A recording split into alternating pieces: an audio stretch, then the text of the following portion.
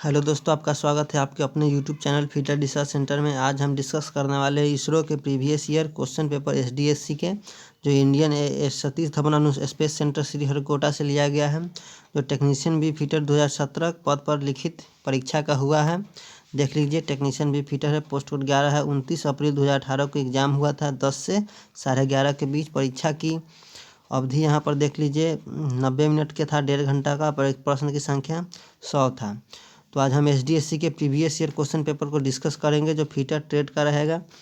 यदि चैनल पर पहली बार आए हैं तो सब्सक्राइब कर दीजिएगा, वीडियो को लाइक कर दीजिएगा, अपने दोस्तों में शेयर कर दीजिएगा। और प्रीवियस ईयर वीएसएससी के भी और एसएससी के नहीं देखें तो प्लेलिस्ट बन चुका है, जाके आप वहाँ देख सकते हैं। हमारे व्हाट्सएप ग्रुप और टेलीग्राम ग्रुप से नहीं जुड़े हैं तो जाके जुड़ सकते हैं। तो हम शुरू करते हैं। तो ये देख लीजिए, हमारा इंडियन स्पेस रिसर्च सेंटर का है, एसडीएससी का, सतीश धवन अनुसंधान केंद्र का, टेक्नीशियन वी फीटर का। 29 अप्रैल 2018 को ये हमारा एग्ज़ाम हुआ था। और नीचे देख सकते हैं, यहाँ से वो क्वेश्चन हमारा स्टार्ट होगा 1 नंबर से।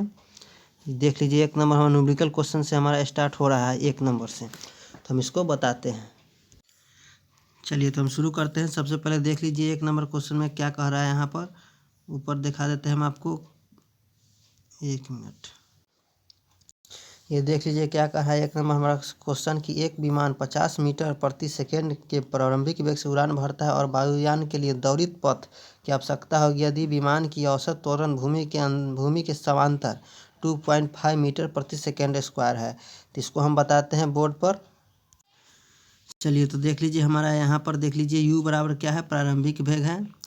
और a बराबर ए हमारा कितना है, 2.5 मीटर प्रति सेकेंड है। v हमारा है 50 मीटर प्रति सेकेंड प्रारंभिक वेग है। तो इसका फार्मूला होता है वी स्क्वायर बराबर यू स्क्वायर प्लस 2as। तो वी स्क्वायर कितना है, तो हमारा v कितना है, तो प्रारंभिक वेग इसको हो जाएगा 50 हो जाएगा, जो भी प्रारंभिक वेग से उड़ान से भरता है। तो 50 का स्क्वायर हो जाएगा हमारा यहाँ पर। और उसके बाद हमारा क्या हो जाएगा, उसके बाद हमारा यू स्क्वायर कितना है, तो यू स्क्वायर मान लीजिए कि देखिए यू हमारे प्रारंभिक वेग के यहाँ, यदि विमान खड़ा रहेगा तो उसका 0 हो जाता है। तो 0 के स्क्वायर करेंगे तो ये हमारा 0 ही रहेगा, प्लस 2 कर देते हैं। 2 इंटू ए कितना हमारा है, तो ए 2.5 दिया गया है। और एस हमारा कितना है, तो एस हमारा एस हमको निकालना ही है, एस हमको ज्ञात करना है।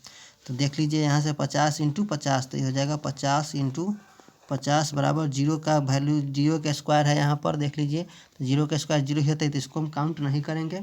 इसको हम लिख देंगे यहाँ से 2 इंटू 2.5 करेंगे तो हमारा 5 हो जाएगा। तो हम यहाँ पर लिखते हैं 5 इंटू एस हो जाएगा, ये एस हो जाएगा। तो हम फिर से यहाँ लिखते हैं कि एस बराबर कितना हो जाएगा, तो ये 5 इसके नीचे चला आएगा। तो 50 इंटू 50/5, तो 5 से ये 10 बार में कट जाएगा। तो हमारा 50 इंटू 10 इक्वल टू हमारा 500 हमारा आंसर हो जाएगा। 500 मीटर हमारा, यही हमारा आंसर हो जाएगा। तो यही हमारा 1 नंबर का आंसर। तो ऑप्शन नंबर हमारा कौन मैच करता है, तो ऑप्शन नंबर डी हमारा यहाँ से करेक्ट आंसर मैच करता है। चलिए नेक्स्ट क्वेश्चन की ओर। चलिए, अब 2 नंबर क्वेश्चन की ओर देखते हैं कि ए और बी का 3:4 के अनुपात में पुस्तक के हैं, बी और सी 2:3 के अनुपात पुस्तक है। यदि सी 20 पुस्तकें ए से लेता है तो ए बी सी के पास पुस्तकों का अनुपात 4:4 होगा।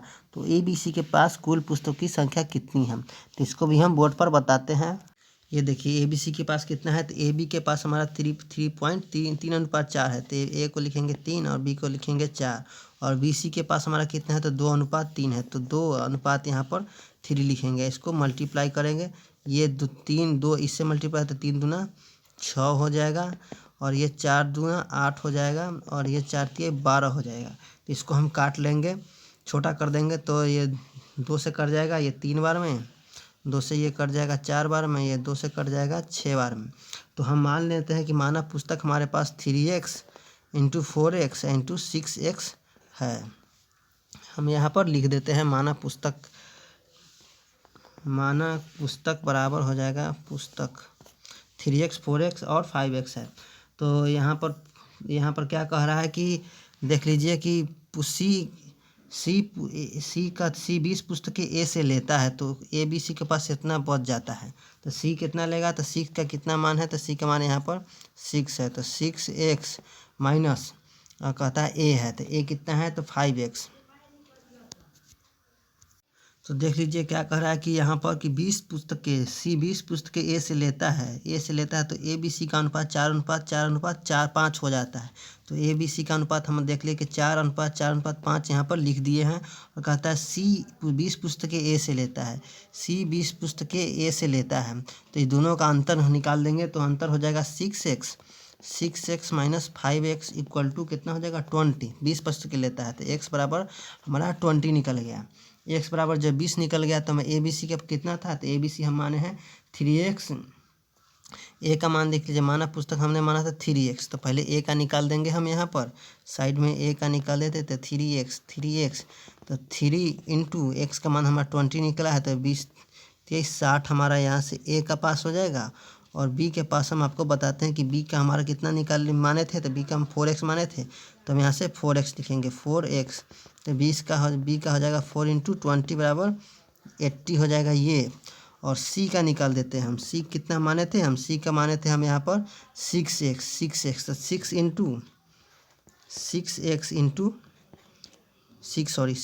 है ना, तो x का मान तो हमारा 20 आया है तो 6 गुने 20 बराबर 120 हमारा यहाँ से आंसर हो जाएगा। तो आंसर हमारा क्या हो जाएगा 60 80 और 120। तो 60 80 120 किस में है, तो हमारा ऑप्शन नंबर सी में यहाँ से करेक्ट आंसर हो जाएगा। आप यहाँ से देख सकते हैं कि सबसे पहले हम ए बी सी को मान बताएंगे। तो ए बी सी का अनुपात 3:4 है, बी सी का अनुपात 2:3 है। तो हमें इसको गुना करेंगे तो 6 8 12 हो जाएगा। इसको काट देंगे तो 3:4:6 आ जाएगा। इसको मान लें कि माना पुस्तक की संख्या 3x 4x इंटू 6x। और ए सी पुस्तकें ए से लेता है तो ए बी सी के पास 4:4:5 बन जाता है। तो 4x 4x प्लस 5x हम यहाँ से कर देते हैं। अब कहता है कि सी 20 पुस्तकें ए से लेता है, तो सी 20 पुस्तकें ए से लेगा तो 6x - 5x। तो यहाँ से हम लिख चुके हैं कि 6x - 5x बराबर 20। तो x बराबर 20 हो जाएगा। तो ए का मान कितना है, तो ए का मान है हमें यहाँ पर 3x। तो 3x इंटू 3x हो जाता है, x का मान 20 है तो 3 इंटू 20 बराबर 60 हो जाएगा। वैसे 4x का मान है हम देख लीजिए 4x, बी का मान है 4x तो बी हमारा हो जाएगा 4 इंटू 20 80। और सी का मान है थे हम यहाँ पर 6x, तो 6 इंटू 20 बराबर 120। तो वही हमारा ऑप्शन नंबर सी यहाँ से करेक्ट हो जाएगा। 6 80 एंड 20 120। चलिए नेक्स्ट क्वेश्चन की ओर चलते हैं। चलिए नेक्स्ट क्वेश्चन क्या कह रहा है कि 3 नंबर की एक चतुर्भुज के भुजाओं के सतत मध्य बिंदुओं को जोड़ते हुए बनाएगा चतुर्भुज का एक समचतुर्भुज यदि ए बी सी डी तो एक क्या होगा। ये कह रहा है कि एक चतुर्भुज के भुजाओं, देख लीजिए हम यहाँ फ्री हैंड स्केचिंग एक चतुर्भुज बनाते हैं, ये चतुर्भुज बनाते हैं। उसके बाद कह रहा है कि सतत मध्य बिंदु, इसका मध्य बिंदु ये होगा, इसका मध्य बिंदु ये होगा, इसका मध्य बिंदु ये होगा, इसका मध्य बिंदु ये होगा, उस पर एक समचतुर्भुज होगा। तो उसको हम एक देख लीजिए यहाँ ऐसे ऐसे ऐसे ऐसे होगा। तो क्या कह रहा है, तो ए बी सी डी एक, तो इसको मान हैं, तो इसको मान लेते हैं ए, इसको मान लेते हैं हम बी, इसको मान लेते हैं सी, इसको मान लेते हैं डी। तो ए बी सी डी एक क्या होगा, तो एक हमारा वहाँ पर आयत होगा। तो ऑप्शन नंबर बी यहाँ से हमारा करेक्ट हो जाएगा। चलिए नेक्स्ट 4 नंबर की ओर चलते हैं। तो चलिए हम साइन 45 डिग्री लिख चुके हैं बोर्ड पर कि sine 45 degree cos square 45 degree या -tan स्क्वायर 45 डिग्री का मान ज्ञात करना है। तो हम जानते हैं कि साइन स्क्वायर 45 डिग्री का कितना मान होता है, तो 1/√2 होता है। √2 के हम स्क्वायर कर देंगे square, plus cos square 45 degree का कितना मान होता है, तो 1/√2 ही होता है। तो 1/√2 का हम स्क्वायर कर देंगे। और -tan स्क्वायर 45 डिग्री का मान 1 होता है, तो यहाँ पर हम 1 का स्क्वायर कर देंगे। अब हम आपको बताते हैं कि 1/√2 के स्क्वायर करेंगे तो वो हमारा 1/2 हो जाएगा, प्लस हमारा इसको भी करेंगे स्क्वायर तो 1/2 हो जाएगा। अब -1 कर देंगे। इस तीनों के एलसीएम लेंगे हम यहाँ से, तो यहाँ से हमारा 2 हो जाएगा। तो 2 का यहाँ से 2, तो 1 + 1 माइनस ये 2 हो जाएगा। तो 2 - 2/2 बराबर हो जाएगा 0/2। तो बराबर इसको 0 हमारा यहाँ से आंसर हो जाएगा। तो इसका हमारा कौन नंबर ऑप्शन होगा, तो ऑप्शन नंबर सी यहाँ से हमारा करेक्ट हो जाएगा। देख लीजिए हम फिर से आपको बता देते हैं कि साइन स्क्वायर 45 डिग्री का मान होता है 1/√2, साइन कॉस स्क्वायर 45 डिग्री का मान होता है 1/√2 और tan 45 डिग्री का मान होता है 1। तीनों का हम स्क्वायर कर दिए हैं। स्क्वायर को यहाँ काटेंगे तो 1/2 प्लस 1/2 -1 हो जाएगा। इसको एलसीएम लेंगे और हम 2/2 हो जाएगा तो 0/2 हो जाएगा।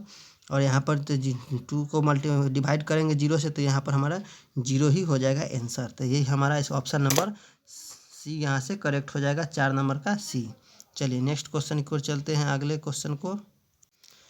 चलिए नेक्स्ट क्वेश्चन की ओर चलते हैं। 5 नंबर हमारा क्या कह रहा है कि 1 घंटी 6 मिनट में एक बार बजती है। 1 घंटी 6 मिनट में एक बार बजती है। एक अन्य घंटी 8 मिनट में बजती है।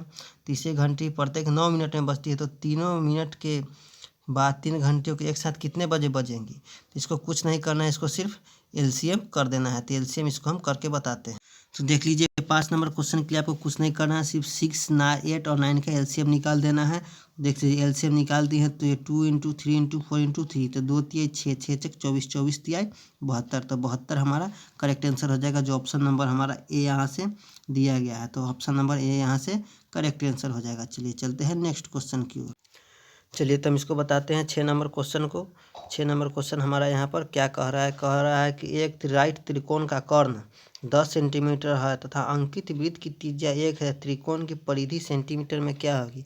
कह रहा है कि एक राइट एंगल है यहाँ से हमारा, और इसके अंदर एक हमारा वृत्त है, एक अंदर हमारा इस पर वृत्त है, और ये हाइपोटेनस है, ये कर्ण है, कर्ण का 10 दिया गया है इसको, और उस पर एक अंकित वृत्त की त्रिज्या देखिए यहाँ से यहाँ तक वृत्त की त्रिज्या 1 है। तो त्रिकोण की परिधि ज्ञात करना है। तो यहाँ से हम परिधि ज्ञात, तो इसमें संभव नहीं है कि फ्री हैंड स्केच के बता दे, तो हमको फिर बोर्ड में बताते हैं आपको कितना होगा इसका आंसर। तो देख लीजिए हम फ्री हैंड स्केचिंग करके हम बता चुके हैं। ये राइट एंगल जिसका कर्ण 10 सेंटीमीटर है और इसका वृत्त की त्रिज्या 1 सेंटीमीटर। देख लीजिए यहाँ से हमारा यहाँ तक 1 सेंटीमीटर है, तो हमारा यहाँ से भी हो जाएगा, यहाँ से यहाँ तक की भी दूरी 1 सेंटीमीटर हो जाएगा। तो यहाँ पर टोटल दूरी कितना है? टोटल दूरी 10 है यहाँ पर। देख लीजिए यहाँ से हम काट देंगे तो हम ये x मान लेंगे, इनको 10 - x। तो हम जानते हैं कि ये इसका एक भुजा, ये भुजा और ये भुजा आपस में बराबर होते हैं। फिर ये भुजा, ये भुजा और ये भुजा आपस में बराबर होते हैं। फिर ये भुजा और ये भुजा आपस में बराबर होते हैं। तो यहाँ से कितना हो जाएगा? तो यहाँ से हम इसको 10 मान चुके हैं, तो ये x हो जाएगा। ये 10 - x, तो ये भी 10 - x हो जाएगा। यहाँ से यहाँ तक आपकी दूरी 1 हो जाएगा, तो यहाँ से यहाँ की भी दूरी 1 हो जाएगी। और यहाँ से यहाँ तक की x माने हैं, तो यहाँ से यहाँ तक के भी यहाँ से यहाँ तक x माने हैं, तो ये भी हमारा x हो जाएगा। त्रिभुज का परिमाप क्या निकालेंगे? तो A B plus B C plus C A.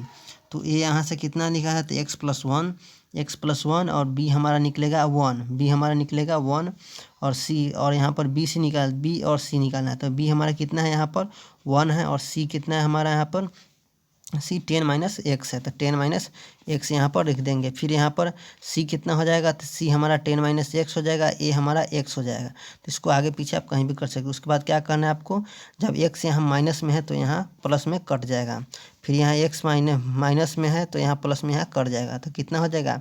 1 1 2 1 3 3 10 13 13 10 23।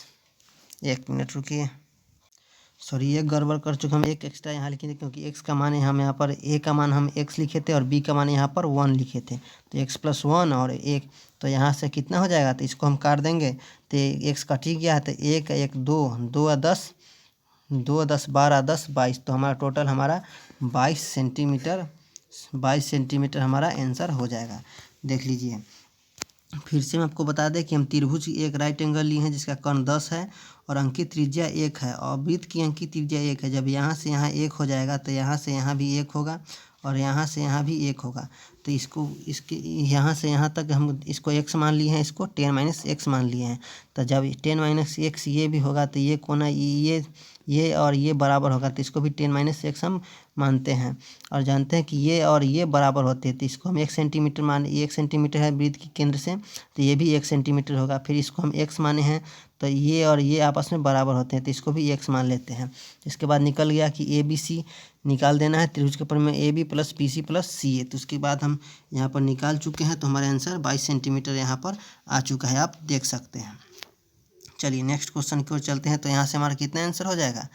1 minute हमको बताते हैं। यहाँ से हमारा कितना आंसर हो जाएगा? तो यहाँ से हमारा 22 हमारा करेक्ट आंसर हो जाएगा, 6 का बी। चलिए नेक्स्ट क्वेश्चन की ओर चलते हैं, 7 नंबर की ओर। चलिए नेक्स्ट क्वेश्चन की ओर चलते हैं। नेक्स्ट क्वेश्चन क्या कर रहा है? 7 नंबर के दिए एक रेलगाड़ी एक टेलीग्राफ पोस्ट को पार करने में 1 सेकंड का समय लेती है तथा 300 मीटर लंबे प्लेटफार्म को 3 सेकंड में लेती है, तो रेलगाड़ी की लंबाई मीटर में क्या होगी? तो इसको बताने के लिए हम बोर्ड पर आपको ले चलते हैं, इसको हम बताते हैं अभी आपको कितना इसको होगा। तो देख लीजिए हम इसको बना चुके हैं। इसको बनाए हुए हैं कैसे कि मान लेंगे ट्रेन की लंबाई क्या है, तो ट्रेन की लंबाई इक्वल टू मान लेंगे कि हमारा x है। ट्रेन की लंबाई इक्वल टू x है, तो x मीटर ये 1 सेकेंड में पार कर लेती है बिजली के खंभे को। और जानते हैं कि ट्रेन प्लेटफार्म को पार करती है तो उसको प्लेटफार्म की लंबाई जुड़ जाती है, तो 300 प्लस x को कितने 3 सेकेंड में पार कर लेती है। तो 3 गुना करेंगे तो 3x बराबर 300 प्लस x, तो 2x बराबर यहाँ से ये x उधर घट जाएगा, तो 2x बराबर 300, तो x बराबर 150 हमारा करेक्ट आंसर होगा। तो ऑप्शन नंबर यहाँ से कितना हो जाएगा, ऑप्शन नंबर बी यहाँ से करेक्ट हो जाएगा। ऑप्शन नंबर बी यहाँ से करेक्ट हो जाएगा। चलिए चलते हैं नेक्स्ट क्वेश्चन की ओर।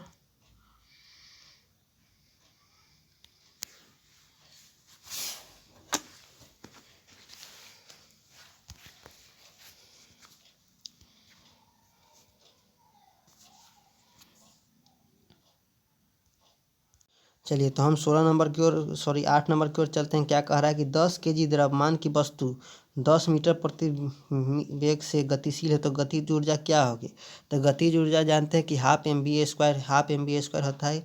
काइनेटिक एनर्जी बराबर होता है हमारा हाफ mv² 1/2 mv²। तो इसको हम बताते हैं कि हाफ का कितना मान हो जाएगा, तो 1/2 का हो जाएगा 1/2 हाफ mv² इंटू एम कितना है, तो एम हमारा यहाँ से 10 है, मास मतलब द्रव्यमान, और v² कितना है हमारा, तो यहाँ पर 10 का स्क्वायर हो जाएगा। तो कितना हो जाएगा हमारा, तो 2 से यहाँ से हम इसको काट देंगे 5 बेर में, तो 5 इंटू 10 के स्क्वायर हमारा यहाँ पर 100 हो जाएगा। तो 5 इंटू 100 कितना हो जाएगा हमारा 500 हमारा यहाँ से करेक्ट आंसर हो जाएगा। चलिए तो यहाँ से हमारा 500 जूल हमारा आंसर हो जाएगा। ऑप्शन नंबर सी करेक्ट हो जाएगा। चलिए चलते हैं नेक्स्ट को क्वेश्चन की ओर। 9 नंबर क्वेश्चन को, और क्या कह रहा है 9 नंबर कि दो मेसिंग गियरों के बीच केंद्र से केंद्र के बीच की दूरी 150 mm है तथा वेग अनुपात 2:1 है, तो पिनियन और गियर के पिच व्यास कितना होगा। चलिए इसको हम बताते हैं।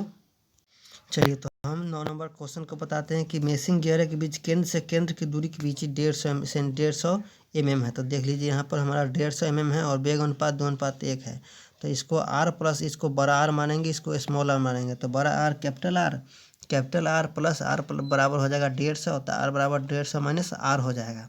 तो हमारा वेग अनुपात कितना है, तो R/R बराबर 2:1 के अनुपात में है। तो इसको क्रॉस मल्टीप्लाई करेंगे तो इस R के जगह पर यहाँ 100 माइनस R जो हमने यहाँ निकाला है बराबर बटे R बराबर 2/1।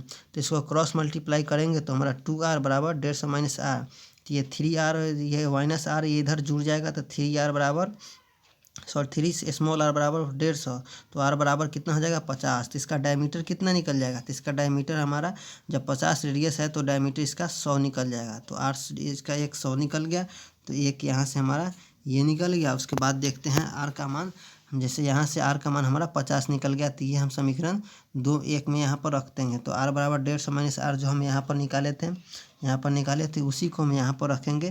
तो 150, तो r बराबर 150 माइनस r का मान है यहाँ पर हम निकाले हैं 50, तो 50 हो जाएगा, तो r बराबर 100 हो जाएगा। तो डायमीटर से जब इसका त्रिज्या 100 है तो इसका डायमीटर कितना हो जाएगा, 2 गुना हो जाएगा। तो 100 इंटू 200, तो इसका आंसर क्या हो जाएगा, तो 100 mm एंड 200 mm हमारा करेक्ट आंसर हो जाएगा। आप इसको देख सकते हैं कि हमने कैसे बनाया है। ये करेक्ट आंसर है इसका 100 mm एंड 200 mm। चलिए चलते हैं नेक्स्ट क्वेश्चन की ओर। इसका कौन सा आंसर करेक्ट होगा, तो इसका हमारा बी नंबर करेक्ट होगा, ऑप्शन 100 mm एंड 200 mm। चलिए नेक्स्ट क्वेश्चन की ओर चलते हैं 10 नंबर की ओर। चलिए ये 10 नंबर क्वेश्चन क्या कह रहा है कि श्रेडाइजिंग प्रक्रिया में क्या सम्मिलित होता है। तो हम जानते हैं कि श्रेडाइजिंग जो प्रोसेस होता है उसमें जिंक पाउडर का इस्तेमाल किया जाता है। तो ऑप्शन नंबर सी यहाँ से इसका करेक्ट हो जाएगा 10 नंबर का। चलिए नेक्स्ट क्वेश्चन की ओर चलते हैं 11 नंबर। 11 नंबर क्या कह रहा है कि धातु का वह गुण जिसके कारण सीट के रूप में रोल किया जा सकता है, उसको क्या कहते हैं। ऑप्शन देखते हैं इलास्टिसिटी, मैलिबिलिटी, डक्टिलिटी और टेनासिटी। तो इसका क्या आंसर हो जाएगा कि धातु का वह गुण जिसके कारण सीट के रूप में रोल किया जाता है उसको हम मैलिबिलिटी और आघात वर्धनीयता कहते हैं। तो ऑप्शन नंबर बी यहाँ से करेक्ट होगा। इलास्टिसिटी जो स्प्रिंग का गुण होता है, इसमें दबाव लगाने पर वो अपना आकार बदल लेता है, दबाव फिर हटा दे तो अपने पूर्ण रूप में आ जाता है, तो उसको हम इलास्टिसिटी बोलते हैं। डक्टिलिटी तन्यता इसके तार के रूप में खींच के बनाया जा सकता है। टेनासिटी मतलब चिमरापन, सॉरी टेनासिटी जो खिंचाव बल होता है वो होता है। तो यहाँ से हमारा क्या आंसर हो जाएगा, धातु का वह गुण जिसके कारण से सीट के रूप में रोल किया जा सकता है उसे हम मेलेबिलिटी बोलते हैं। तो ऑप्शन नंबर बी यहाँ से करेक्ट हो जाएगा। चलिए नेक्स्ट क्वेश्चन है 12 नंबर क्या कहा है, H7G6 क्या है। ऑप्शन देखते हैं, प्रेस फिट है, स्नॉग फिट है, क्लियरेंस फिट है या टाइट फिट है। तो H7G6 हमारा क्या हो जाएगा, तो हमारा क्लियरेंस फिट के अंतर्गत आ जाएगा। तो ऑप्शन नंबर सी यहाँ से करेक्ट हो जाएगा। इसको याद करने का हम एक फार्मूला बताते हैं, जैसे H7 तो ये फिक्स रहता है, G6 के जगह पर P6 का भी पूछ दे, G6 पूछ दे तो उसका क्या होगा। तो इसके एक होता है, इसको हम बताते हैं। ए से लेके H तक होता है, जैसे कि H7 हो गया यहाँ पर, H7 के यह जी जो होता है वही सिर्फ चेंज होता है। तो ए से लेके एच जो एच तक होगा वो हो जाएगा किसके अंतर्गत हो जाएगा, वो क्लियरेंस फिट के अंतर्गत हो जाएगा। और जे से लेके कितना एन तक हो जाएगा वो ट्रांजिशन फिट के अंतर्गत आ जाएगा। और पी से लेके जेड तक जो आ जाएगा वो इंटरफेरेंस फिट के अंतर्गत आ जाएगा। तो ये फार्मूला आप ये शॉर्टकट की आप याद करते हैं तो आप कहीं भी बना सकते हैं कि H7G6 पूछ रहा है तो जी किसके अंतर्गत आएगा, तो जी हमारा जी हमारा किस में क्लियरेंस फिट में आता है। तो ए और एच के बीच में हमारा जी आता है तो हमारा क्लियरेंस फिट के अंतर्गत आ जाता है। वही HJ6 पूछता तो जी हमारा ट्रांजिशन फिट में आ जाता है। वही हमारा P6 पूछता तो हमारा इंटरफेरेंस फिट में आ जाता। तो ये फार्मूला आप याद कीजिएगा कि यदि एच यहाँ कांस्टेंट रहता है और ये जी हमेशा बदलते रहता है, तो ए से एच तक के बीच में पूछेगा तो क्लियरेंस फिट हो जाएगा, जे से एन के बीच में पूछेगा तो ट्रांजिशन फिट हो जाएगा, पी से जेड के अंतर पूछेगा तो इंटरफेरेंस फिट हो जाएगा। चलिए तो इसका आंसर कौन सा हो जाएगा, तो इसका आंसर सी करेक्ट हो जाएगा। चलिए नेक्स्ट क्वेश्चन की ओर चलते हैं हम 13 नंबर की ओर। 13 नंबर क्या कह रहा है, 13 नंबर क्या कह रहा है कि एक केस शुद्धि प्रक्रिया में स्टील पर अमोनिया गैस लगाई जाती है, उस प्रक्रिया को क्या कहते हैं। ऑप्शन देखते हैं, साइनाइडिंग, नाइट्राइडिंग, कार्बोराइजिंग, अमोनाइजिंग। तो केस हार्डनिंग की वह प्रक्रिया है जिसमें अमोनिया गैस छोड़ा जाता है, तो उसको क्या बोलते हैं, उसको हम नाइट्राइडिंग बोलते हैं। जो में 500 से 550 डिग्री सेल्सियस में अमोनिया गैस को प्रवाहित किया जाता है उसको हम नाइट्राइडिंग बोलते हैं। तो ऑप्शन नंबर बी यहाँ से इसका करेक्ट हो जाएगा। चलिए नेक्स्ट क्वेश्चन है, मोनल मेटल में क्या होता है, तो 60-40 हमारा कॉपर एक मिनट। चलिए ये क्वेश्चन है 14 नंबर की, मोनल धातु में क्या होता है, तो मिनरल मेटल में किसमें बनता है, तो मोनल मेटल निकेल और कॉपर का होता है। तो ऑप्शन नंबर बी यहाँ से का होता है। निकेल कितना होता है, तो निकेल 60% होता है और तांबा या कॉपर जो होता है हमारा 40% कॉपर होता है। इसका प्रयोग का काम होता है, इसका प्रयोग टरबाइन ब्लेड और सेंट्रीफ्यूगल पंप या इम्पाइलर बनाने में इसका यूज किया जाता है। तो इसका ऑप्शन नंबर बी यहाँ से करेक्ट होगा। मोनल मेटल में 60-40 निकेल और कॉपर होता है। तो ऑप्शन नंबर बी यहाँ से करेक्ट हो जाएगा। चलिए नेक्स्ट क्वेश्चन की ओर चलते हैं। क्या करा 15 नंबर की, लघु परिशुद्धता उपकरण एवं मापन गेज के लिए किस प्रकार की थ्रेड उपयुक्त होती है। इंग्लिश देख लेते हैं कि what type the thread are suitable for small precision component and measuring gauges. तो उसको हम थ्रेड किसके लिए उपयुक्त है। ऑप्शन देखते हैं, BA thread, whitworth screw thread, acme thread, square thread. तो इसका आंसर क्या हो जाएगा, तो इसका आंसर हो जाएगा ब्रिटिश एसोसिएशन थ्रेड हो जाए। ऑप्शन नंबर ए यहाँ से करेक्ट हो जाए कि स्मॉल प्रिसीजन कंपोनेंट्स जैसे वर्नियर कैलिपर के लॉकिंग स्क्रू जो होता है, मेजरिंग गेज बढ़ने उस पर कौन सा थ्रेड होता है, तो उस पर हमारा ब्रिटिश एसोसिएशन थ्रेड होता है। ये कहने का ये मतलब है कि what is the thread of suitable small precision components. जैसे वर्नियर कैलिपर उस पर लॉकिंग जो स्क्रू होता है उसमें कौन सा होता है, तो हमारा ब्रिटिश एसोसिएशन थ्रेड होता है, BA थ्रेड जो 47.5 डिग्री होता है। तो हमारा ऑप्शन नंबर ए यहाँ से करेक्ट हो जाएगा। और BSW थ्रेड जो होता है वो 55 डिग्री होता है। एक्मी थ्रेड हमारा 29 डिग्री का होता है और स्क्वायर थ्रेड 90 डिग्री होता है। चलिए नेक्स्ट क्वेश्चन की ओर चलते हैं। 16 नंबर क्या कहता है कि टेपर कोण की सटीक मापन के लिए निम्नलिखित में से किस उपकरण का उपयोग किया जाता है। ऑप्शन देखते हैं, which one of the flowing instrument of use of measuring accurate the angle of taper का एक्यूरेट एंगल निकालने के लिए हम किसका यूज करते हैं। ऑप्शन देखते हैं, bevel gauge, bevel protractor, vernier bevel protractor और टेपर गेज। तो सबसे सटीक आंसर कौन सा हमारा आंसर हो जाएगा, तो बर्नियर बेवल प्रोटेक्टर, जिसका एक्यूरेसी 5 मिनट होती है। बेवल प्रोटेक्टर की सहायता से हम इनडायरेक्ट मेजरिंग करके हम 1 डिग्री में उसको माप सकते हैं, लेकिन ये परिशुद्ध नहीं है। बेवल गेज में भी वही है, सेम चीज़ है कि 1 डिग्री हो जाएगा जो इनडायरेक्ट मेजरमेंट होगा, लेकिन बर्नियर बेवल प्रोटेक्टर जगह डायरेक्ट इंस्ट्रूमेंट के अंतर्गत आता है, जो 5 मिनट की एक्यूरेसी में हमारा एंगल को मेजरिंग करता है। तो ऑप्शन नंबर यहाँ से सी करेक्ट हो जाएगा। चलिए नेक्स्ट क्वेश्चन की ओर चलते हैं।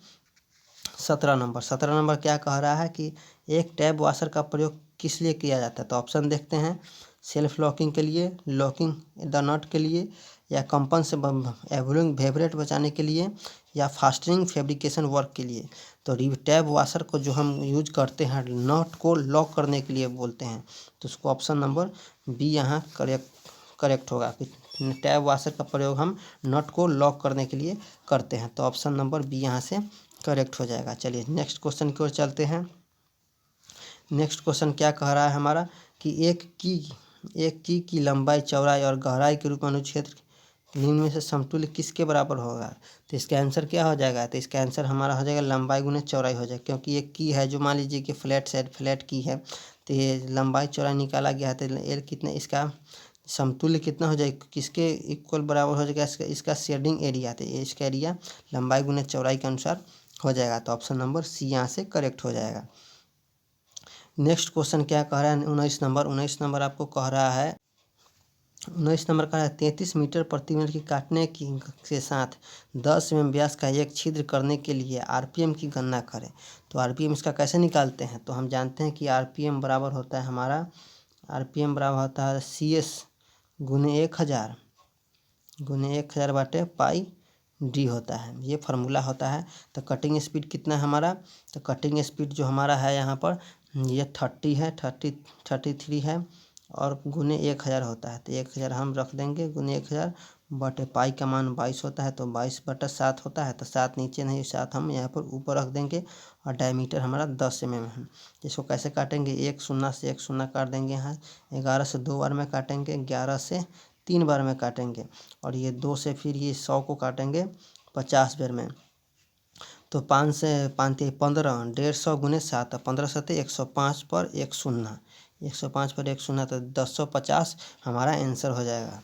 1050 हमारा यहाँ से करेक्ट आंसर हो जाएगा। तो ऑप्शन नंबर यहाँ से बी हमारा यहाँ से करेक्ट हो जाएगा। चलिए नेक्स्ट क्वेश्चन की ओर चलते हैं, 20 नंबर की ओर। चलिए नेक्स्ट क्वेश्चन है 20 नंबर, क्या कह रहा है, the toughness of the steel in increase and brittleness is decrease by the heat treatment operation is called. मतलब हीट ट्रीटमेंट का कौन सा वह विधि है जिसमें हम टफनेस को इंक्रीज करेंगे, टफनेस को बढ़ाएंगे, और ब्रिटलनेस मतलब भंगुरता को कम करेंगे, तो उसको हम क्या बोलते हैं। ऑप्शन देखते हैं, एनिलिंग, नॉर्मलाइजिंग, टेम्परिंग, या केस हार्डनिंग। तो हम इसको आंसर क्या हो जाएगा, जो स्टील का वह कौन सा गुण है, हीट ट्रीटमेंट का कौन सा गुण है जिसमें हम स्टील के टफनेस को बढ़ाएंगे और ब्रिटलनेस को कम करेंगे। तो टफनेस को बढ़ाना, ब्रिटलनेस को कम करना, वो हमारा टेम्परिंग के अंतर्गत आता है। तो ऑप्शन नंबर सी यहाँ से करेक्ट हो जाएगा। तो ऑप्शन नंबर सी यहाँ से करेक्ट हो जाएगा। चलिए नेक्स्ट क्वेश्चन की ओर चलते हैं, 21 नंबर क्या कह रहा है, वह बॉल जो समयावस्था को उत्पन्न करने के लिए 2 या 2 अधिक बॉलों के साथ संयुक्त होता है उसे क्या कहते हैं। ऑप्शन देखते हैं, परिमाणी, साम्य, युग्म, या मूवमेंट। तो उसको हम क्या बोलेंगे, उसको हम साम्य बोलेंगे, इक्विलिब्रियम बोलेंगे। तो ऑप्शन नंबर बी यहाँ से करेक्ट हो जाएगा। नेक्स्ट क्वेश्चन है 22 नंबर क्या कह रहा है कि flat pin gauge use for checking dash holes. Hindi में दिया गया है, तो फ्लैट पिन गेज का माप डैश छिद्र मापने के लिए किया जाता है। तो फ्लस पिन गेज। तो ऑप्शन देखते हैं, डायमीटर, डेप्थ, थिकनेस, और थ्रेड। तो हमारा जो पिन गेज जो होता है उसकी इसको मापने के लिए करेक्ट होता है फ्लस पिन गेज। तो हमारा डेप्थ, गहराई मापने के लिए तो फ्लस पिन गेज होता है। सपाट फ्लस पिन गेज जो हमारा डेप्थ मापता है। तो ऑप्शन नंबर बी यहाँ से हमारा करेक्ट हो जाएगा 22 का। तो ऑप्शन नंबर बी यहाँ से करेक्ट हो जाएगा। चलिए नेक्स्ट क्वेश्चन की ओर चलते हैं, 23 नंबर क्या कह रहा है कि निम्नलिखित में से कौन सी प्रक्रिया टूल स्टील की सतह को सख्त करने के लिए प्रयोग में किया जाता है। Which type of flowing process of use of hardening the surface of tool steel. कि कौन सी प्रक्रिया टूल स्टील की सरफेस को हार्ड करने के लिए प्रयोग किया है। तो ऑप्शन देखते हैं कौन सा है, कार्बोराइजिंग, साइनाइडिंग, इंडक्शन हार्डनिंग या हार्डनिंग। तो इसका आंसर क्या हो जाएगा, तो टूल स्टील की सतह को करेंगे तो हमारा इंडक्शन हार्डनिंग हो जाएगा। तो ऑप्शन नंबर सी यहाँ से करेक्ट हो जाएगा। तो ऑप्शन नंबर सी यहाँ से करेक्ट हो जाएगा। चलिए नेक्स्ट क्वेश्चन की ओर चलते हैं। 24 नंबर क्या कह रहा है कि लेटरल स्ट्रेट या लीनियर स्ट्रेट अनुपात क्या कहलाता है। The ratio of lateral strain and linear strain is called. तो lateral strain to linear strain call को क्या बोलते हैं, तो उसको हम बोलते हैं पासों का पॉइंट अनुपात बोलते हैं। तो ऑप्शन नंबर डी यहाँ से करेक्ट हो जाएगा। 24 नंबर का डी यहाँ से करेक्ट हो जाएगा। देख लीजिए एसडीएससी जो है पूछता है लगभग ज़्यादातर क्वेश्चन ये न्यूमेरिकल पूछता है और न्यूमेरिकल में साइंस भी पूछता है यहाँ, तो इसलिए वर्कशॉप कैलकुलेशन आपको यहाँ मौजूद होना चाहिए। चलिए नेक्स्ट क्वेश्चन की ओर चलते हैं। 25 नंबर क्या कहता है कि टेपरित रोलर बियरिंग डैश ले सकता है। The taper rolling bearing can take, option देखते हैं हम, radial load only, axial load only, both radial and axial load या नॉन ऑफ दीज। इसका आंसर क्या हो जाएगा, तो ये जो टेपर रोलर बियरिंग जो होता है वो हमारा axial load and radial load दोनों लेता है। तो ऑप्शन नंबर सी यहाँ से करेक्ट हो जाएगा, both radial and axial load. तो ऑप्शन नंबर सी यहाँ से करेक्ट हो जाएगा। चलिए नेक्स्ट क्वेश्चन की ओर चलते हैं। 26 नंबर क्या कह रहा है कि Izod and Charpy machine are related to which test. Izod और चारपी मशीनें किस परीक्षण से संबंधित है। ऑप्शन देखते हैं, impact test, bend test, fatigue test या टेंसाइल टेस्ट। तो इसका आंसर क्या हो जाएगा, तो हमारा जो आइजोड और चारपी टेस्ट जो होता है मशीन जो टेस्ट होता है वो हमारा इम्पैक्ट टेस्ट के अंतर्गत आता है। तो 26 का ए हमारा करेक्ट हो जाएगा, इम्पैक्ट टेस्ट। तो 26 का ए यहाँ से करेक्ट हो जाएगा। चलिए नेक्स्ट क्वेश्चन देखते हैं। 27 की द अर्ध दीर्घांश ए और अर्ध लघु कक्ष ए बी के साथ दीर्घवृत्त का क्षेत्रफल क्या होगा। तो दीर्घवृत्त का क्षेत्रफल हो जाएगा पाई इंटू ए इंटू बी। तो इसका आंसर क्या हो जाएगा, पाई ए बी हो जाएगा। तो पाई A B option number A यहाँ से हमारा करेक्ट हो जाएगा। 27 का ए यहाँ से करेक्ट हो जाएगा। चलिए नेक्स्ट क्वेश्चन की ओर चलते हैं। 28 नंबर क्या कहता है कि एक आयताकार मैदान का क्षेत्रफल 150 वर्ग इकाई है, यदि इसका परिमाप 50 इकाई है तो इसकी बीमा क्या होगी। तो ये देख लीजिए, ये आयताकार मैदान है, इसका क्षेत्रफल दिया गया है 50 है, इसका परिमाप कितना है 2 इंटू एल प्लस बी जो होता है वो हमारा दिया गया है 50। तो ऑप्शन के हिसाब से हम यहाँ जज करेंगे। तो ऑप्शन के हिसाब से देख लीजिए, ये 75 और 77 दूना 150 नहीं 77 एल प्लस बी। तो एल प्लस बी यहाँ पर मान लेते हैं कि 75 2 है, तो 75 2 77 दूना 50 नहीं होगा। ये 15 3 50 से 53 दूना 50 नहीं होगा। ये 30 5 35 दूना 50 नहीं होगा। और 10 और 15 है, तो 15 10 25 दूना 50 हो जाएगा। तो ऑप्शन के यहाँ जज करेंगे तो हमारा इसका बीमा हो जाएगा 10 और 15। इसका 10 और 15 का क्षेत्रफल निकालेंगे तो एल इंटू बी होता है, तो क्षेत्रफल निकालेंगे तो हमारा 150 यहाँ से मिल जाता है। और 2 इंटू एल प्लस बी भी मिला रहे हैं तो हमारा परिमाप हमारा 50 यहाँ से हो जा रहा है। तो इसका आंसर कौन सा हो जाएगा, डी यहाँ से करेक्ट आंसर हो जाएगा। चलिए नेक्स्ट क्वेश्चन है 29 नंबर क्या कह रहा है कि 15 डिग्री सेंटीग्रेड पर 25 मीटर लंबी रेलवे लाइन बिछाई गई है, दोनों पाइप लाइनों के मध्य 1.8 सेंटीमीटर का रिक्त स्थान छूटा गया है। तो अल्फा बराबर होता है 12 इंटू 10⁻⁻6 डिग्री सेल्सियस। तो कितना तापमान पर वह एक दूसरे से मिल जाएगा।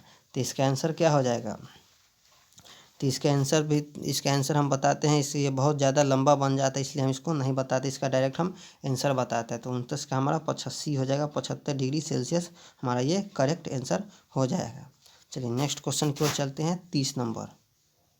चलिए तो हम 30 नंबर को आपको बताते हैं कि इसका क्या होगा, अर्धवृत्त की परिमाप क्या होगा। तो अर्धवृत्त का परिमाप क्या होता है, तो पाई 2 प्लस पाई होता है। 1 मिनट हम बताते हैं, पाई प्लस 2 होता है, पाई प्लस 2 इंटू आर होता है। तो पाई का मान कितना होता है, पाई का मान 22/7 होता है प्लस 2 होता है। तो इसको हम पहले लेते हैं तो 7 हो जाएगा। तो 7 एकम 7, तो ये 22 प्लस 7 को यहाँ मल्टीप्लाई करेंगे तो यहाँ मान लेते हैं 1 तो 7 दूना 14, 14 तो ये कितना हो जाएगा, तो 22 और 14 कितना हो जाएगा, 4 2 6 2 1 3, 36/7 और इंटू आर होता है, तो इंटू आर, तो इंटू आर का मान दिया गया है हमारा यहाँ पर, इंटू आर का मान यहाँ देखिए यहाँ पर दिया गया है 21, तो यहाँ पर हम 21 से इसको मल्टीप्लाई करते हैं, तो 21 से हम इसको मल्टीप्लाई करेंगे तो 7 से कट जाएगा 3 बार में, 7 3 21, तो यही 36 इंटू 3, तो 3 6 18 के 8 हासिल 1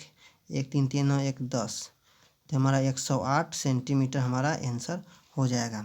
देख लीजिए फार्मूला इसका होता है, अर्धवृत्त का परिमाप होता है पाई प्लस 2 इंटू आर, इसको हम कैलकुलेशन करेंगे तो हमारा 108 सेंटीमीटर हमारा यहाँ से करेक्ट आंसर आ जाएगा। तो ऑप्शन नंबर डी यहाँ से करेक्ट आंसर आ जाएगा। चलिए नेक्स्ट क्वेश्चन की ओर चलते हैं, तो यहाँ से हमारा 108 करेक्ट आंसर हो जाएगा। चलिए नेक्स्ट क्वेश्चन है हमारा 31 नंबर। 31 नंबर क्या कह रहा है, देख लीजिए कि एक अर्धगोल पर एक शंकु स्थापित है, यदि ग्लोब शंकु आधारित त्रिज्या r है और शंकु की ऊंचाई h है, तो ठोस आकार का आयत कितना होगा, तो इसका आयत कितना हो जाएगा, तो ऑप्शन नंबर ए यहाँ से करेक्ट हो जाएगा, π/3r² into 2r plus h, ये फार्मूला होता है, यही हमारा करेक्ट आंसर हो जाएगा। ऑप्शन नंबर ए यहाँ से करेक्ट हो जाएगा। चलिए नेक्स्ट क्वेश्चन की ओर चलते हैं। नेक्स्ट क्वेश्चन क्या कर रहा है, sine theta plus cos theta बराबर कॉस से का ये बड़ा हो जाए बड़ा 1, तो क्या है, तो ऑप्शन नंबर इसका क्या हो जाएगा, 32 का जो 0 डिग्री हो जाएगा, 0 डिग्री के बाद आता है थीटा, उसके बाद 90 डिग्री हो जाए, तो ऑप्शन नंबर डी यहाँ से करेक्ट हो जाएगा। 32 का डी करेक्ट हो जाएगा यहाँ से। चलिए नेक्स्ट क्वेश्चन की ओर चलते हैं। 33 नंबर। 33 नंबर देख लीजिए, ये SDSC ज़्यादातर साइंस और न्यूमेरिकल के वर्कशॉप कैलकुलेशन से ज़्यादा क्वेश्चन पूछता है, तो इसलिए आप इसको ज़्यादा ध्यान में रखिए वर्कशॉप कैलकुलेशन को, क्योंकि SDSC ज़्यादा देख रहे हैं कि ज़्यादा वर्कशॉप कैलकुलेशन का मैथ और साइंस के क्वेश्चन ज़्यादातर पूछ रहा है क्वेश्चन। चलिए 33 नंबर देखते हैं, ऑक्सीकरण का क्या अर्थ है, तो ऑक्सीकरण का क्या अर्थ है, तो ऑप्शन नंबर इसका क्या हो जाएगा, देख लेते हैं ऑप्शन नंबर ए में कि एक अणु या परमाणु द्वारा इलेक्ट्रॉन की क्षति, तो यही हमारा करेक्ट आंसर हो जाएगा। तो अणु और परमाणु द्वारा इलेक्ट्रॉन की क्षति जो होता है वही हमारा ऑक्सीकरण कहलाता है, तो ऑप्शन नंबर ए यहाँ से करेक्ट आंसर हो जाएगा। चलिए नेक्स्ट क्वेश्चन की ओर चलते हैं। 34 नंबर। 34 नंबर क्या कह रहा है कि एक घोल में विलय कणों का आकार किस दशा में होता है, तो ये साइंस का क्वेश्चन है कि एक घोल में विलय कणों का अनुपात जो होता है वो हमारा कितना होता है, तो हमारा 10⁻⁷ से लेकर 10⁻8 सेंटीमीटर तक होता है। तो ये साइंस का क्वेश्चन है, आप साइंस में हूबहू क्वेश्चन देख सकते हैं वर्कशॉप कैलकुलेशन में, तो हमारा ये करेक्ट आंसर हो जाएगा। 10⁻⁷ से 10⁻8 तक होता है, तो 34 का बी यहाँ से करेक्ट आंसर हो जाएगा। नेक्स्ट क्वेश्चन है 35 नंबर। 35 नंबर क्या कह रहा है कि साधारण पेंडुलम की समय अवधि किस पर निर्भर करती है। ऑप्शन देखते हैं, मास ऑफ बॉब मतलब बॉब का द्रव्यमान पर, या पेंडुलम का आयाम, या पेंडुलम की लंबाई, या ऑल ऑफ दीज। तो इसका आंसर क्या हो जाएगा, पेंडुलम की लंबाई पर निर्भर करता है कि साधारण पेंडुलम की समय अवधि किस पर निर्धारित करता है, तो पेंडुलम की लंबाई पर निर्भर करता है, तो ऑप्शन नंबर सी यहाँ से करेक्ट हो जाएगा। चलिए नेक्स्ट क्वेश्चन की ओर चलते हैं। 36 नंबर। 36 नंबर क्या कह रहा है कि धातुएं ताप की अच्छी चालक होती हैं क्योंकि, इसका आंसर क्या होगा, धातुएं ताप की अच्छी चालक होती है क्योंकि, ऑप्शन देखते हैं, मुक्त इलेक्ट्रॉन की संख्या अधिक होती है, तो यही हमारा करेक्ट आंसर हो जाएगा 36 का 1, क्योंकि धातुएं ताप की अच्छी चालक होती है क्योंकि उसकी मुक्त इलेक्ट्रॉनों की संख्या अधिक होती है, तो ऑप्शन नंबर ए यहाँ से करेक्ट हो जाएगा। चलिए नेक्स्ट क्वेश्चन है, क्या कह रहा है कि यदि कॉट ये कहा थीटा बराबर b/a, तो कॉस ये बहुत लंबा बन जाएगा, तो इसलिए हम आपको आंसर डायरेक्ट हम बताते हैं। इसका ऑप्शन नंबर ए हो जाएगा करेक्ट, ए हो जाएगा b + a/b - a, ये बहुत ज़्यादा लंबा बन जाएगा इसलिए हम इसको नहीं बनाएंगे, इसका डायरेक्ट आंसर बताते हैं, b + a/b - a। चलिए नेक्स्ट क्वेश्चन है। चलिए नेक्स्ट क्वेश्चन को देखते हैं, यदि उस सूर्य का उन्नयन कोण 30 डिग्री है तो 10 मीटर ऊंचाई वाले पेड़ की छाया क्या होगी, तो इसका आंसर कितना होता है, तो इसका आंसर हमारा क्या हो जाएगा 38 नंबर। 38 नंबर का हमारा हो जाएगा 10√3, तो ये भी लंबा बन जाएगा इसलिए हम इसको छोड़ देते हैं क्योंकि वीडियो ज़्यादा लंबा हो गया है, शुरू में ही मैथ और साइंस के क्वेश्चन बताते, तो ये इसका आंसर हो जाएगा 10√3 हमारा करेक्ट आंसर हो जाएगा। चलिए नेक्स्ट है 39 नंबर। क्या कह रहा है कि 0 से 25 मीट्रिक माइक्रोमीटर का लिया गया कौन सा माप गलत होगा।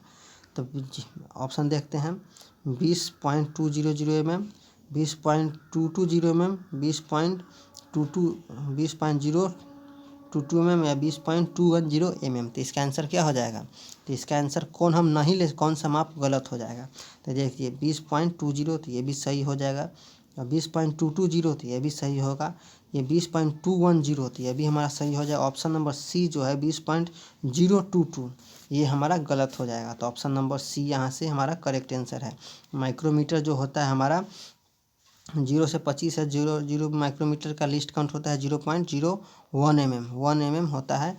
तो 0.1 mm के अंतराल पर है, लेकिन ये 0.20 लग गया, तो इसके और सूक्ष्मता में ये नहीं मापता है। तो ऑप्शन नंबर यहाँ से सी करेक्ट हो जाएगा, 39 का सी करेक्ट हो जाएगा।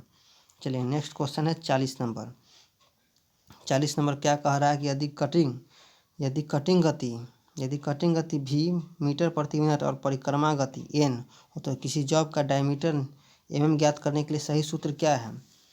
इसका सही सूत्र क्या हो जाएगा। तो इसका सही सूत्र हमारा हो जाएगा D बराबर 1000 गुने V, 1000 गुने कटिंग स्पीड बाई π/n हो जाएगा। तो ऑप्शन नंबर ए यहाँ से करेक्ट आंसर सही हो जाएगा। तो 40 नंबर का ए यहाँ से करेक्ट आंसर हो जाएगा। चलिए नेक्स्ट क्वेश्चन है 41 नंबर देखते हैं। क्या कह रहा है कि साइन बार 41 की साइन बार के साथ कौन संयोजन के दौरान समकोण त्रिभुज के किस भुजा के साइन द्वारा दर्शाया गया है। तो ऑप्शन देखते हैं विपरीत साइड या आसन्न साइड या हाइपोटेनस या दोनों भुजा तथा आसन्न भुजा। तो क्या कह रहा है कि साइन बार के साथ संयोजन के दौरान समकोण त्रिभुज के किस भुजा का साइन बार द्वारा दर्शाया गया है। तो इसका आंसर क्या हो जाएगा। इसका आंसर हाइपोटेनस जो दर्शाया गया है। तो ऑप्शन नंबर सी यहाँ से करेक्ट आंसर हो जाएगा। तो ऑप्शन नंबर सी यहाँ से करेक्ट हो जाएगा। 41 का सी यहाँ से करेक्ट हो जाएगा। चलिए नेक्स्ट क्वेश्चन की ओर चलते हैं। 42 क्या कह रहा है कि पिटवा लोहा के चेन हुक बनाने के लिए निम्न में से किस गुणों का समूह में से आवश्यकता है। ऑप्शन देखते हैं डक्टिलिटी, मेलेबिलिटी और hardness, toughness and ductility, malleability, ductility and toughness या हार्डनेस, टफनेस एंड ब्रिटलनेस। तो इसका आंसर क्या हो जाएगा। तो पिटवा लोहा जो होता है रॉट आयरन जो होता है वो पुडलिंग फर्नेस में बनता है, इसमें 99% लोहा होता है और इसमें कार्बन की परसेंट 0.02 से लेकर 0.03 तक होता है। ये पुडलिंग फर्नेस में बनाया जाता है, जिसमें चैन हुक बनाया जाता है। उसमें किस गुण होता है, उसमें मेलेबिलिटी, डक्टिलिटी और टफनेस होता है। तो ऑप्शन नंबर सी यहाँ से करेक्ट हो जाएगा, मेलेबिलिटी, डक्टिलिटी और टफनेस। तो ऑप्शन नंबर सी यहाँ से करेक्ट हो जाएगा। चलिए नेक्स्ट क्वेश्चन है 43 नंबर क्या कह रहा है, एक मिनट। चलिए नेक्स्ट है 43 नंबर की बियरिंग संख्या 6205 में आंतरिक व्यास कितना है। तो 6205 में आंतरिक व्यास कितना है। तो हमारा ऑप्शन नंबर हो जाएगा 62 mm, 20 mm, 5 mm या 25 mm। तो इसका आंसर क्या हो जाएगा। तो इसका आंसर 25 mm हो जाएगा। तो ऑप्शन नंबर डी यहाँ से करेक्ट हो। जैसे 6201 हो गया, 6205 होगा, तो 62 क्या होगा, 62 बियरिंग सीरीज नंबर हो गया, 62 हो जाएगा, बियरिंग सीरीज नंबर हो जाएगा। और हमारा 005 हो जाएगा, क्या हो जाएगा, बोर डायमीटर हो जाएगा। 0.5 बोर डायमीटर कैसे हो जाएगा कितना। तो 0.5 बोर डायमीटर इसको हम बताते हैं कि बियरिंग का सीरीज होता है, बोर डायमीटर का सीरीज होता है। जैसे 00 होता है, 00 का अर्थ होता है 10 mm bore size, 10 mm bore size. उसके बाद 01 होता है, तो 01 होता है 12 mm बोर साइज। उसके बाद 02 होता है, तो 02 का मतलब होता है 15 mm बोर साइज। उसके बाद 03 होता है, उसके बाद 03 का होता है 17 mm बोर साइज। और 04 का होता है मतलब 20 mm बोर साइज। और 05 का होता है, और 05 का हमारा होता है 25 mm बोर साइज। तो इसका बोर साइज पूछ रहा है इनर डायमीटर। तो 05 देखिए 62 जो होता है क्या होता है, बियरिंग सीरीज नंबर हो गया। और 05 जो होता है यही हमारा बोर इनर डायमीटर बताता है। तो 05 का मतलब हो गया हमारा 25 mm जो होता है हमारा बोर डायमीटर है। तो ऑप्शन नंबर डी यहाँ से करेक्ट हो जाएगा। ये बियरिंग, इसको हम फिर से बताते हैं कि 6205 क्या है। तो इसमें 4 अंक है, 62 और 05। तो ये 62 क्या हो जाएगा, ये बियरिंग सीरीज नंबर हो जाएगा। और 05 हो जाएगा, ये बोर डायमीटर हो जाएगा। तो 00 में होता है 10 mm, 01 में होता है 12 mm, 02 में होता है 15 mm, 03 में होता है 17 mm, 04 में होता है 20 mm, और यहाँ पर हमारा 05 है। तो 05 का बोर डायमीटर इसका हमारा 25 mm होता है। तो ऑप्शन नंबर डी यहाँ से हमारा करेक्ट हो जाएगा। चलिए नेक्स्ट क्वेश्चन की ओर चलते हैं। 44 नंबर। 44 नंबर क्या आता है, स्नैप गेज का प्रयोग डैश मापने के लिए किया जाता है। ऑप्शन देखते हैं, to thickness the thread, to check the thread, to check and the shaft and board, या टू एडजस्ट द जॉ, या टू पॉलिश बोर्ड होल्स। तो स्नैप गेज का यूज हम कहाँ करते हैं, स्नैप गेज का यूज हम करते हैं शाफ्ट और बोर की जांच करने के लिए। तो ऑप्शन नंबर बी यहाँ से करेक्ट हो जाएगा, शाफ्ट और बार का जांच करने के लिए। तो स्नैप गेज का ऑप्शन नंबर बी यहाँ से करेक्ट हो जाएगा। नेक्स्ट क्वेश्चन है 45 नंबर। 45 नंबर क्या कह रहा है, किसी धातु की ऊर्जा अवशोषित करने का गुण बिना विभंग किए सुदृढ़ विरूपण को बदलने क्या कहती है। इंग्लिश देखते हैं, the property of metal of absorb energy and plastically deform without fracturing in the call. उसको क्या बोलते हैं हम, तो उसको हम टफनेस बोलते हैं। तो ऑप्शन नंबर सी यहाँ से करेक्ट हो जाएगा, ऑप्शन नंबर सी यहाँ से करेक्ट हो जाएगा। चलिए नेक्स्ट क्वेश्चन की ओर चलते हैं। नेक्स्ट क्वेश्चन क्या कह रहा है कि दो स्टील थ्रेड के द्वारा एक मशीन टेबल को उठाया जाता है और इसमें 5 mm चूड़ी पिच है। टेबल को 200 mm की ऊंचाई तक उठाने के लिए कितने घूर्णन की आवश्यकता होगी। तो कितने घूर्णन की आवश्यकता होगी तो बताते हैं हम। चलिए तो हम बताते हैं कि इसमें क्या कह रहा है, इसमें डबल स्टार्टर थ्रेड है। देख लीजिए, डबल स्टार्टर स्क्रू थ्रेड है। डबल स्टार्टर में क्या होता है, लीड पिच के दुगना होता है। तो 5 mm चूड़ी पिच है, तो जब एक चक्कर घूमेगा तो वो 10 चक्कर घूम जाएगा। तो वो 10 चक्कर घूम जाएगा तो 200 से मल्टीप्लाई कर देते, डिवाइड कर देते हैं, तो हमारा 20 करेक्ट हो जाएगा। तो 20 हमारा 20 घूर्णन हो जाएगा। यदि वो सिंगल स्टार्टर थ्रेड रहता तो हमारा 40 थ्रेड लेता है, 40 चक्कर घुमाते तब होता। लेकिन डबल स्टार्टर थ्रेड मतलब एक लीड पर एक चक्कर जब घूमेगा तो 5 दूना 10 घूम जाएगा, 10 mm घूम जाएगा। तो 10 उसको 20 बार घुमाएंगे तो हमारा 20 घूर्णन करेक्ट हो जाएगा। क्योंकि यहाँ देख लीजिए 200 बाई 5 mm ये हो, 5 mm चूड़ी का पीछ है, डबल स्टार थ्रेड है तो 5 पीछ की दुगुना होता है, तो 10 हो जाएगा। 10 को इससे काटेंगे तो हमारा 20 करेक्ट आंसर हो जाएगा। तो 46 का ऑप्शन नंबर ए यहाँ से करेक्ट हो जाएगा। तो ऑप्शन नंबर ए करेक्ट होगा। चलिए नेक्स्ट क्वेश्चन की ओर चलते हैं। नेक्स्ट क्वेश्चन है कि सभी मीट्रिक पिन का टेपर कितना होता है। तो हम जानते हैं कि सभी मीट्रिक पिन का टेपर 1:50 में होता है। तो 1:50 होता है, 50 में 1 होता है। तो 47 का बी हमारा यहाँ से करेक्ट आंसर हो जाएगा। चलिए नेक्स्ट क्वेश्चन क्या कह रहा है 48 नंबर, किसके शक्ति संचरण की दक्षता सबसे अधिक होती है। The efficiency of power transmission is maximum of case of. Option देखते हैं, rope drive, flat belt drive, V belt drive, chain drive.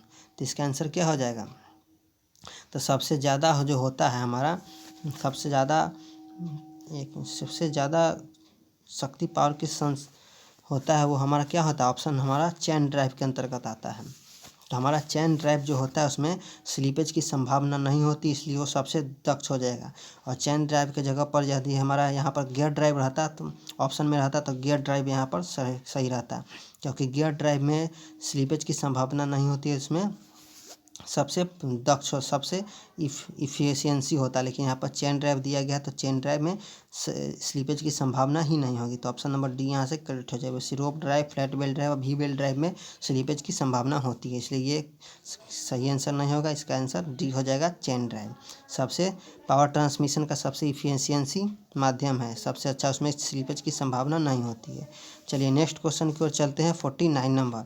49 number क्या कहता है कि device used for holding and guide the tool drilling, reaming and tapping.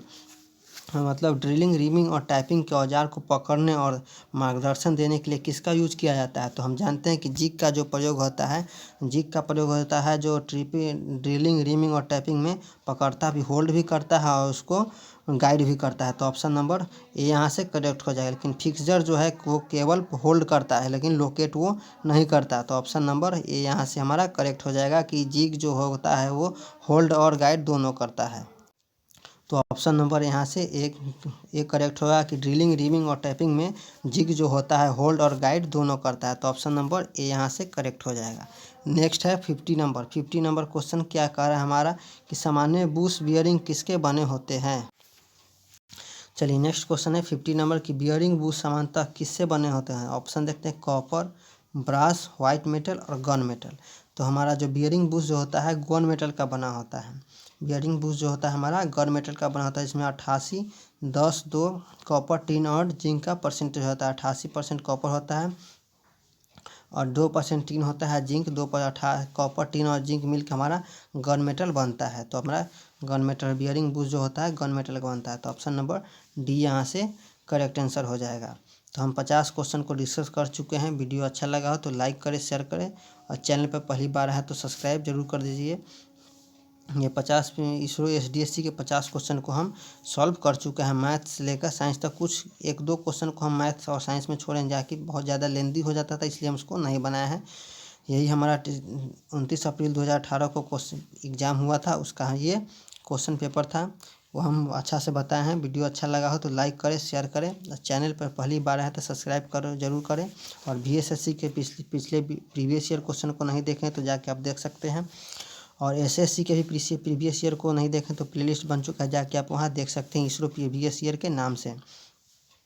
जैसे यही था question paper ये 50 इसरो के। ये इस SDSC को आप एग्ज़ाम क्रैक करने के लिए आपको वर्कशॉप कैलकुलेशन बहुत अच्छे से आना चाहिए, क्योंकि इसमें ज़्यादातर वर्कशॉप कैलकुलेशन मैथ और साइंस का क्वेश्चन ज़्यादा पूछता है, ये आप देख सकते हैं। और ट्रेड का भी अच्छा खासा क्वेश्चन पूछता है। तो आप इसको क्रैक करने के लिए वर्कशॉप कैलकुलेशन अच्छा से आना चाहिए। चलिए वीडियो अच्छा लगा हो तो लाइक करें, शेयर करें। चैनल पर पहली बार आए हैं तो सब्सक्राइब कर दें। और पिछले वीडियो को नहीं देखा है इसरो VSSC और स्पेस एप्लीकेशन सेंटर वाले को जाके आप देख सकते हैं। यही क्वेश्चन है अगले वीडियो में हम इसरो का 2022 में शायद एग्ज़ाम हुआ है उसको हम कराएंगे। वीडियो अच्छा, चलिए वीडियो लास्ट तक देखने के लिए आपका धन्यवाद। चैनल पर पहली बार आए हैं तो सब्सक्राइब जरूर कीजिएगा।